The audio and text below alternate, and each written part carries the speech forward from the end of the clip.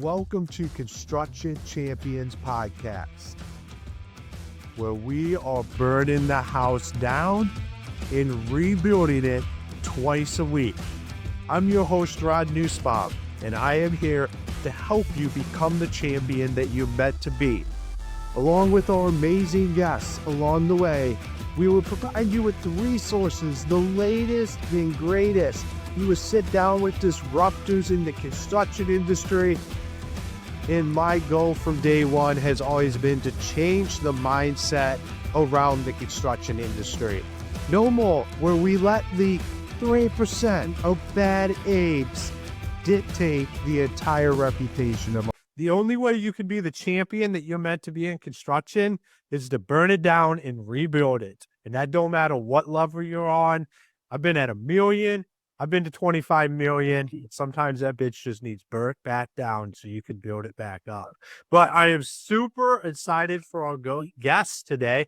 Brittany, it is fantastic to have you here. Thank you. I'm excited to burn this thing down.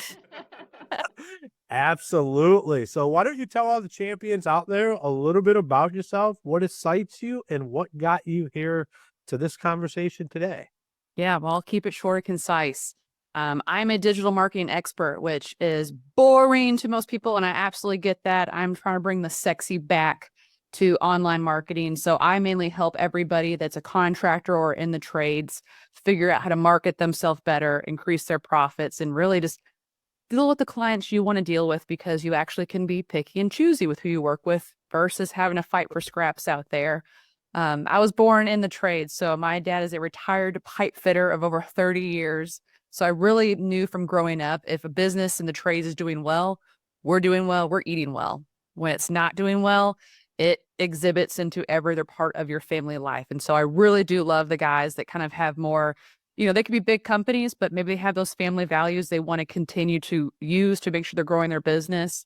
I understand that as far as my aspect of my background. So just kind of using the last 10 years of marketing experience I've built with the company, giving that to contractors, really kind of helping pay them back, because my joke is, I don't expect you to know how to market your website or optimize it or do any of those things, just like I really don't want to have to get up on my roof and fix it. That there's things we specialize in for different reasons of that nature. And I know where I'm better fitted, and I'd really help those guys do the things that they don't want to have to look at all the time. I love it. And I'm not a big roof fan personally. I mean, I've been up on plenty of roofs, but I like a few different points of contact when I'm up on a roof. So absolutely. I'm not too scared of heights, but yeah, shout out to those guys when they're getting on the mega commercial building. Yeah, that are up there doing what they do. So that's awesome. Like I said, I'm excited for our conversation. So we're going to dive right in, and I'm going to ask the $1 million question. And that is, what makes a construction champion? Is communication chaos holding your construction business back? Emails, texts, and generic tools weren't built for your business. BuilderComs delivers a platform built for construction. Fully branded, custom workflows, and seamless integration, all designed to fix communication for good. From our free forever plan to your own custom solution, we make construction software not suck. Ready to transform your business? Book your free strategy call today. I would say what makes the biggest construction champion in my book is someone who's actually kind of like that problem solver and forward thinker. So what I mean by that is you can actually anticipate problems and think of solutions, So this can kind of come an example of like customizing what you're doing to fit your ideal client even better. Although I'm not in the trades, I married someone who is working for a construction company. And funny enough, I do get a lot on my Instagram feed of videos of people doing crazy hacks and things. And I'm learning a lot just for my own home remodeling. But what I love is I can actually see custom builders insert things into homes or commercial spaces. That's like, wow, I haven't seen that before. And what I love about it is now that person to me becomes the expert in the field, because they're kind of thinking abstractly and kind of doing problem solving things that maybe wasn't an issue, but now that you see there's a beautiful solution to it, you're like, why didn't we think of this sooner? So I really do think that the whole aspect of being a champion is really just kind of trying to be the first out there, try things, and really try to find the solutions to problems, because at the end of the day, that's what people are going to buy day in and day out from you, is you're solving their issue and they see you as the best person to resolve the issue they're going through. So that's the way to be a champion.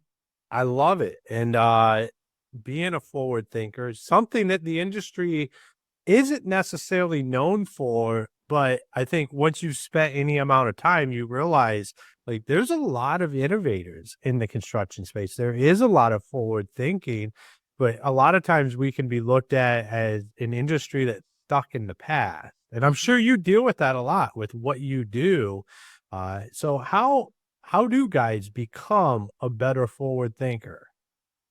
Yeah, and if we can touch on the marketing aspect of it, Absolutely. I mean, really the best way I say to be forward thinking is to at all times think about who your end client is and what's going to benefit them hands down of anything. You know, obviously we need to make sure we're still making a profit. We need to make sure that we're still being safe in what we're doing.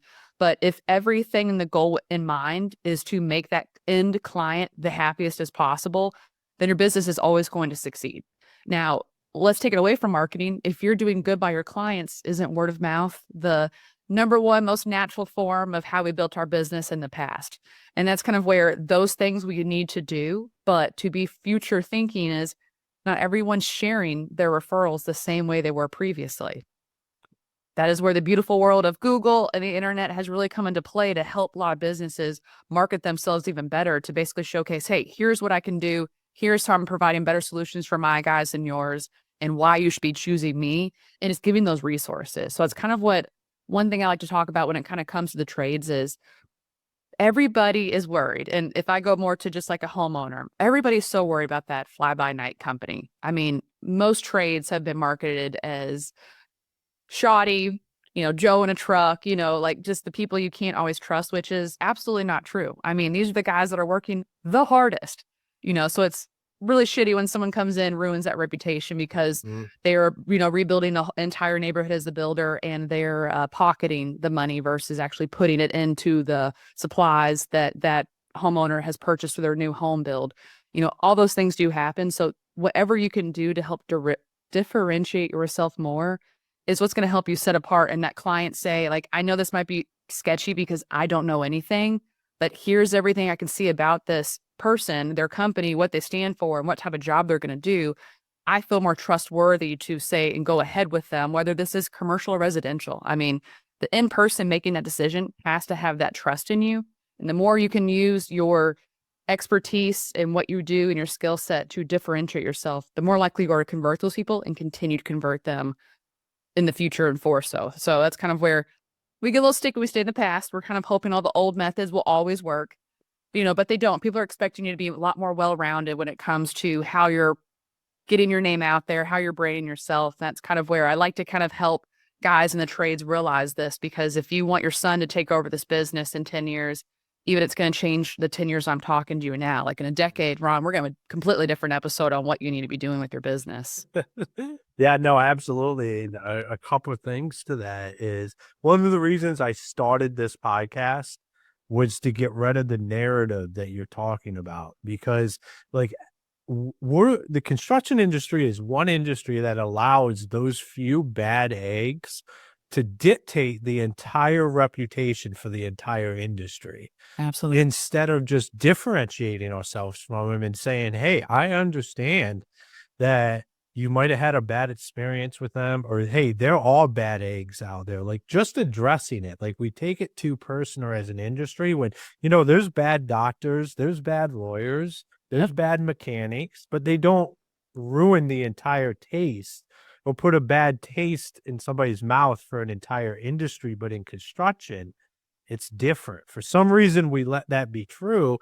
And that's one of the reasons I do this podcast, is because I want people to understand that we are champions in what we do, and that the construction industry does not have to be mandated this image that has just been put out there.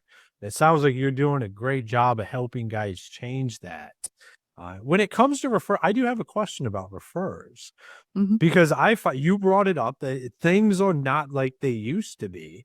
And I 100% agree with that, because like I'll even find myself on the fence to refer somebody I have work done in my house or something, because like that trust has been broken so many times. Like everybody's done it where you referred somebody and it's been a horrible experience. And it's like, man, I know these guys are really, really good, but like you in the back of your head, and I think we're just kind of in a world where that people have that fear Mhm. for the referrer. Is that, do you see that, or is that just something that I'm picking up on? No, you're absolutely right. I mean, the best example I can give to this that happened most recently is we have an electrical contractor and we know that they worked on a big project and we said, hey, we need to put a gallery before and afters on your website to showcase how big of a commercial project this was you were working on. So you can work with more companies that maybe do sub out some of their electrical work because they just don't have the full in-house team for it. And they said they have heard so many negative things about the end result of that job, not related to electric work at all, but related to so many other things because of that main general contractor that created it and hired out the rest of the subs.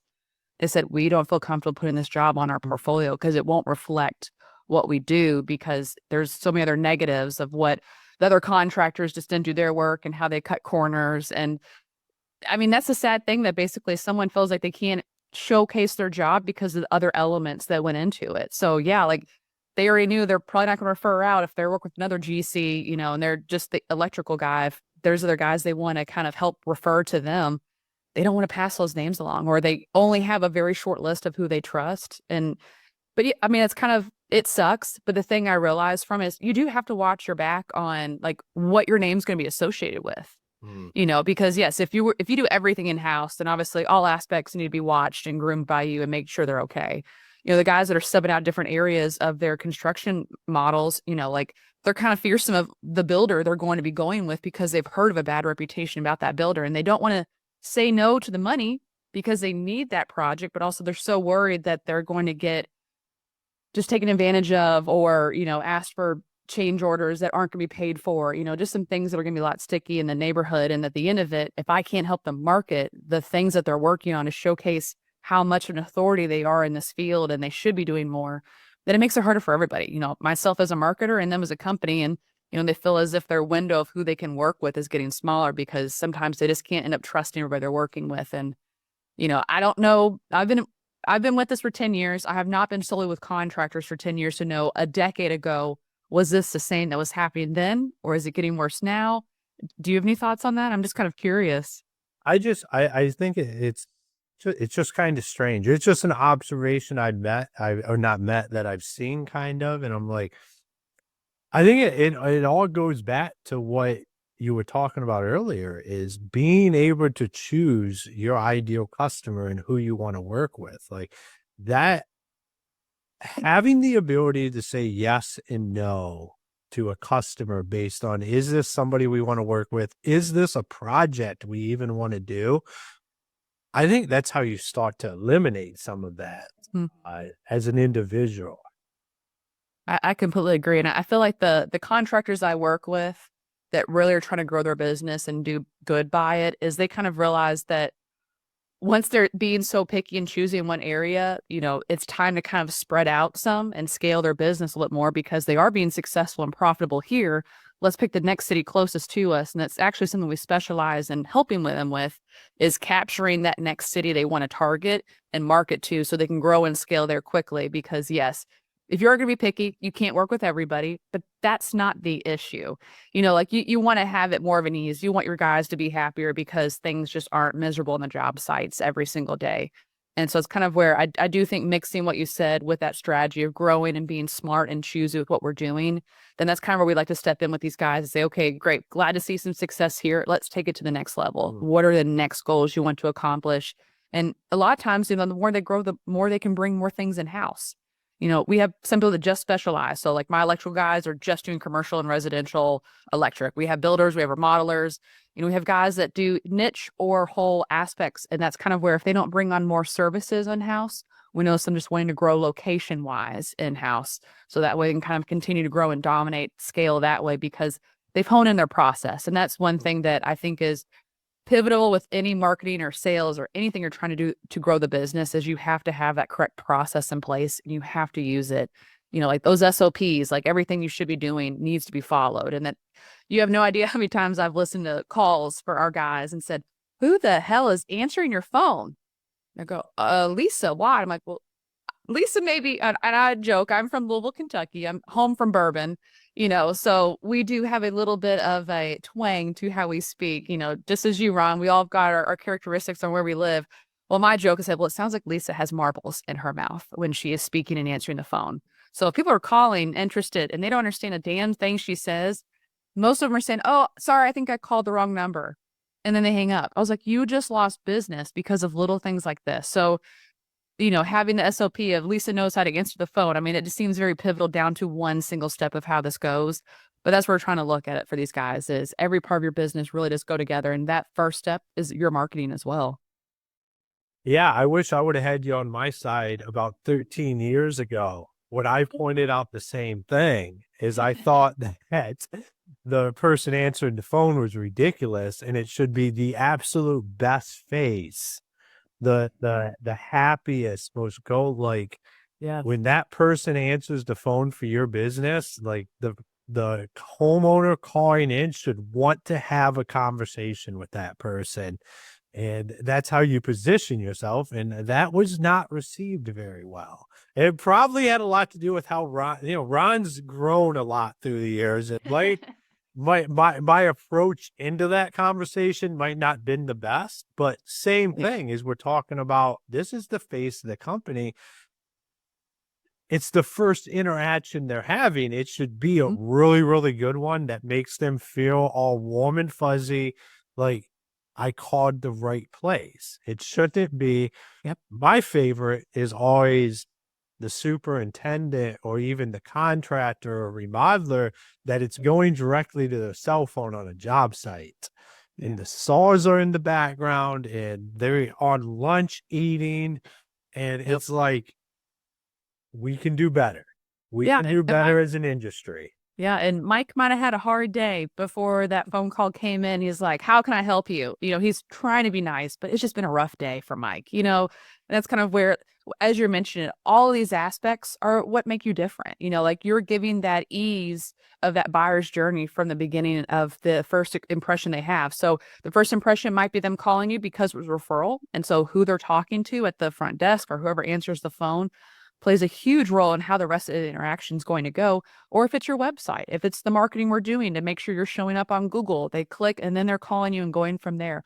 All those steps in a row feed into whether they're going to choose to buy from you or not. And the biggest example I can give analogy wise is the more they're going to spend with you on this project, the less work it should be for them.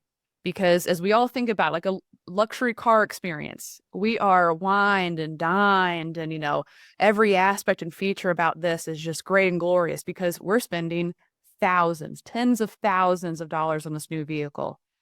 If we're buying an old used beater for your 16-year-old who just got their license, then yeah, it's going to be pretty quick, down and dirty. They're not going to tell you everything, it's just not going to be the best experience for you versus the luxury. We understand that and we expect it. We're not completely can't believe that they didn't bring a champagne glass out to us as we were at the old used car dealership where everything starts at 1,500, like there's no of those type of experiences. So it's kind of where you have to look at your business and figure out who you want to attract. So again, if that ideal client is someone who, wants you to take over everything, and that's where you make more higher profit margins because they trust you just to guide them through the decisions and all they're doing is making a few design choices along the way. It's going to be easier for you. It's probably going to be a better profit. It's just a quick, easy way you know how to do it. And they're feeling as if their hand is held the whole time. They're happier. They're not questioning you, And I know with BuilderComs, I've looked you up. Like you're providing communication with them. Again, the higher price point, the more they expect to get out of you. So they would expect that clear communication on what's going on with the business, not the business, but like their project. How is the business getting through this and marketing? So you need to make sure your marketing is intact, showing them that we're going to make this as seamless of a process for you. And that's kind of what helps close them as well. Like, so those first impressions and then every step through the journey along that has to feed into the narrative that we're going to make your life simple and amazing by the end of this because we're going to solve all of your problems with no added issues during the process. Well, yeah, it's really about creating that smooth environment for that customer experience. I love it. Everything that you're saying. I'm going to line up a softball for you because when I get people on here, I like to just get the plain and dirty definition of what exactly do you do. Because when guys hear digital marketing, they could think 100 different things. And can you provide some clarity for guys that are out there, guys, girls, anybody that's out there listening? What exactly is that? I know it's always this like mysterious world when you talk about digital marketing. So I love, and thank you for asking me about that. Digital marketing to us will include your website. Does your website look good? Is it going to convert? Meaning, if I find it, am I going to click and call you or submit a contact form, a quote, estimate, whatever it may be? We focus on your Google rankings. So if someone types in contractor near me, electrical companies in Louisville, Kentucky, and these keywords, are they actually finding your business? That's a huge part of it as well. Game reviews, reputation management is growing vastly. So I've been saying this for the last couple of years or now. It's at least a 3 to 5% increase as a ranking factor year over year, meaning that no matter what industry you're in, you have got to be getting Google reviews for your business and on a few other platforms that are helpful to your industry. We help with that as well. We also help, as I mentioned earlier, making sure you show up in your city. So locally, you're showing up and you're also showing up in the next city. So there's that relevance of visibility in relation to where you're actually located. Because when it comes to SEO and ranking online, it's all based off proximity, number one. So if you are nowhere near where you want to do business in, that's something I can kind of help consult on. We need to get around that issue as quickly as possible. Outside of that, we can help with email marketing. We're trying to bring on social media marketing as well. I do find that some of my contractors don't really get much out of that other than just to make sure it's a social proof that they're alive and well. So I can kind of help consult on, hey, at least post something once a week, post an anniversary of one of your guys, post the jobs before and after. So it's really kind of the biggest compass of what we do. Outside of that digital marketing, the thing I like to really express that I like to focus on because it's the passion of mine is marketing's one aspect. What else outside of this are you doing that's going to make sure that what you're paying me to do is actually working? So the example I gave earlier, does Lisa sound pleasant when someone calls and is looking for a $50,000 bathroom model on top of maybe their $200,000 kitchen model they're looking for? It's a $250,000 project. And if Lisa's not giving them the best client experience from minute one, you've just lost $250,000. So all those things to put in play of what your sales process looks like, and if you are doing other channels of marketing, the biggest thing I like to coach on is how can you track everywhere you're spending your money for marketing? Because this is not the time, especially as kind of worse as the economy's gotten, this is not the time to throw shit in hopes that it sticks.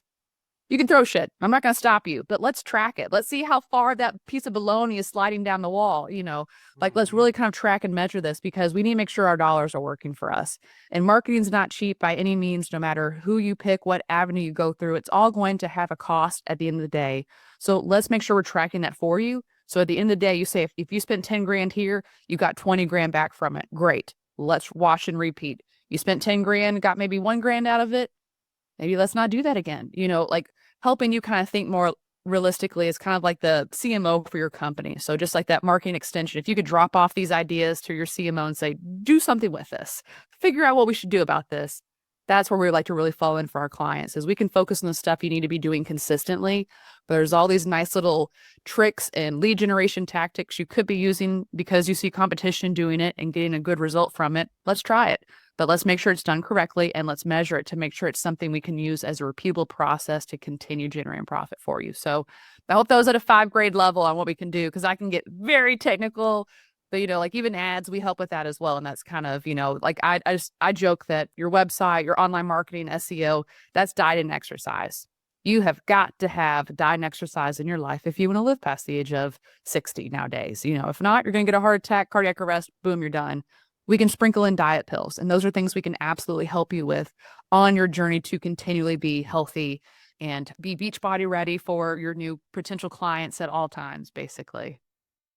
Awesome. No, I love that. And, I like the analogy that you like to help with other things as well, because you can bring in all the leads in the world, or if you don't have the systems or the process to convert them, it doesn't matter. You're really just throwing shit out there.